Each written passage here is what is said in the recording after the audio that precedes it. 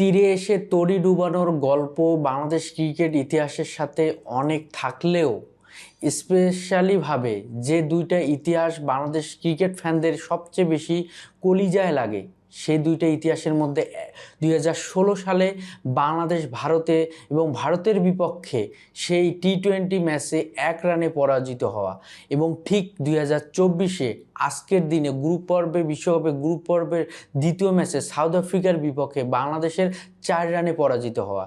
আজকে সাউথ আফ্রিকার ম্যাচ জয়ের নায়ক অস্ট্রেলিয়ান আম্পায়ার, যাকে আপনারা পিছনে দেখতে পারতেছেন। তো সেখানে বাংলাদেশ যে 114 রানে ছোট্ট লক্ষ্যমাত্রায় যে ম্যাচটা, যদি আমরা বোলিং পুরো ইনিংসটা দেখি এবং ব্যাটিং পুরো ইনিংসটা দেখি, পুরো 90% বেশি সময় বাংলাদেশ ডমিনেট করে এবং ম্যাচটা পুরোপুরি বাংলাদেশের হাতে। বাংলাদেশ জয়ের এক্সপেকটেশনটা 99% ছিল। সেখানে কেউ কল্পনা করেনি এই ম্যাচটা বাংলাদেশ পরাজিত হবে। তো সে হচ্ছে ডিকক থেকে শুরু করে, হ্যান্ড্রিক্স থেকে শুরু করে আপনার ডেভিড মিলার, ক্লাসেনের মতো ব্যাটসম্যানদেরকে আটকে রাখে। সেখানে 25 রানের মধ্যে যখন সাউথ আফ্রিকা পাওয়ার প্লেতে 4 উইকেট হারিয়ে বসে, সেখানে 5th উইকেট পার্টনারশিপ কোনোরকমভাবে যখন 79 বলে 79 রানের একটা পার্টনারশিপ দিয়ে ম্যাচটাকে, যখন টোটাল স্কোরটাকে 113-তে নিয়ে পৌঁছায়, তো সেই ম্যাচটা বাংলাদেশ 114 রানের লক্ষ্যমাত্রা, বাংলাদেশ কি এই ম্যাচটা হারতে পারে? সেটা কেউ কি বিশ্বাস করবে? ঠিক সেরকমটাই হলো। ভারত পাকিস্তানের ম্যাচের কথা যদি আপনারা নিয়ে আসেন, সেখানে 120 রানের লক্ষ্যমাত্রা, সেখানে ভারত 119 রানটাকে ডিফেন্ড করতে পারে।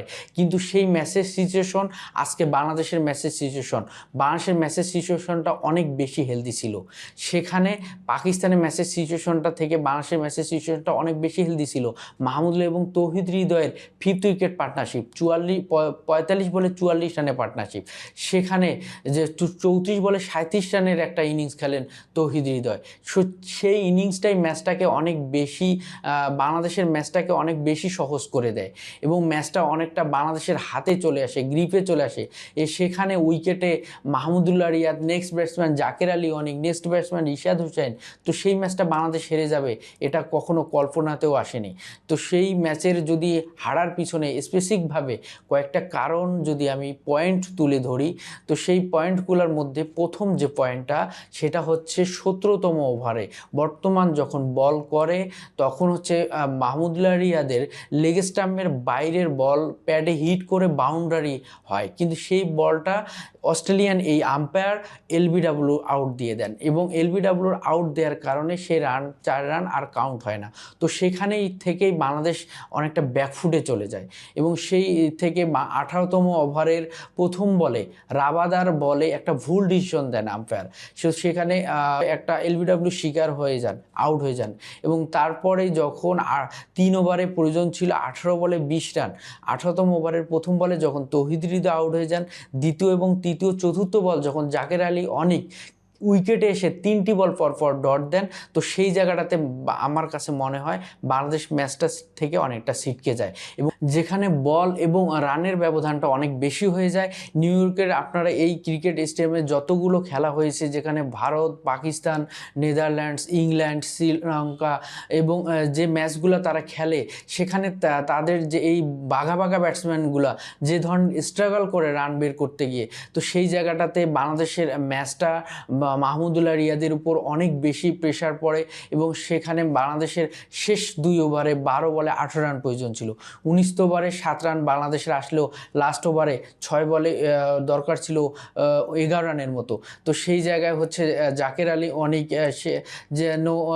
জাকের আলী অনিক, রিশাদ হোসেন যেন তারা হচ্ছে সব কিছুই ডিফেন্ড করে মাহমুদুল্লাহর উপর, তারা যেন তাদের দায়িত্বটা ভুলে যায়। তো সেই জায়গায় যদি জাকের আলী অনিক এবং রিশাদ হোসেন যদি একটি বাউন্ডারি অথবা ওভার বাউন্ডারি বের করতে পারতেন, সেরকম সিচুয়েশনে, ম্যাচের সিচুয়েশনে যেখানে বাউন্ডারি বের করা দরকার, এবং আপনারা যদি দেখেন শেষ 20টা বল পুরো বাংলাদেশের ব্যাটিং ইনিংসের শেষের দিকে 20টা বলে কোনো বাউন্ডারি বের করতে পারেনি। তো সেই জায়গায় যদি জাকের আলী অনিক বা রিশাদ হোসেন যদি বাউন্ডারি বের করতে পারতেন, হয়তো ম্যাচটা মাহমুদুল্লাহর জন্য ফিনিশ করা আরও অনেক বেশি ইজি হতো।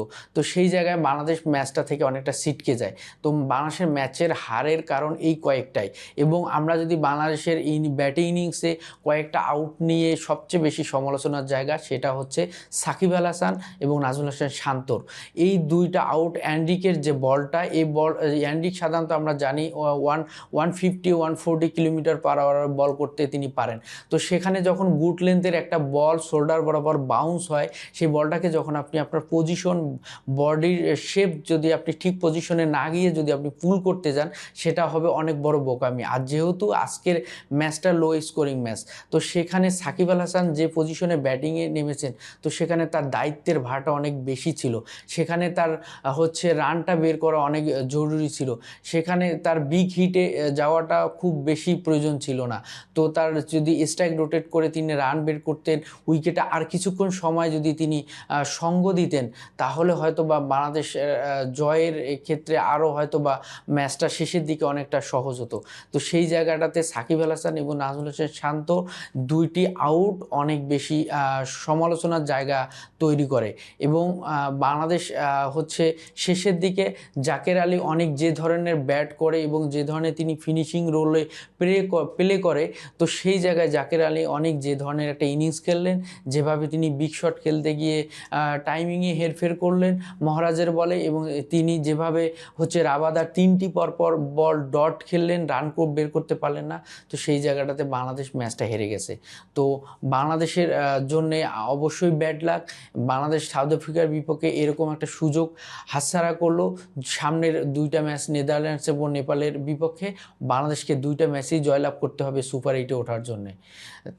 যদি বাংলাদেশ একটা ম্যাচ হেরে যায়, হয়তো যদি সুপার 8-এ কোয়ালিফাই করতে না পারে, তাহলে সাউথ আফ্রিকার আজকের এই ম্যাচটার জন্য বাংলাদেশ অনেক বেশি আফসোস করবে। তো আমরা চাই না বাংলাদেশ সেই জায়গায়, বাংলাদেশ আজকের ম্যাচটার জন্য কোনো আফসোসের জায়গা তৈরি হোক। বাংলাদেশ সুপার 8-এ কোয়ালিফাই করবে নেপাল এবং নেদারল্যান্ডসকে হারিয়ে। আল্লাহ হাফেজ।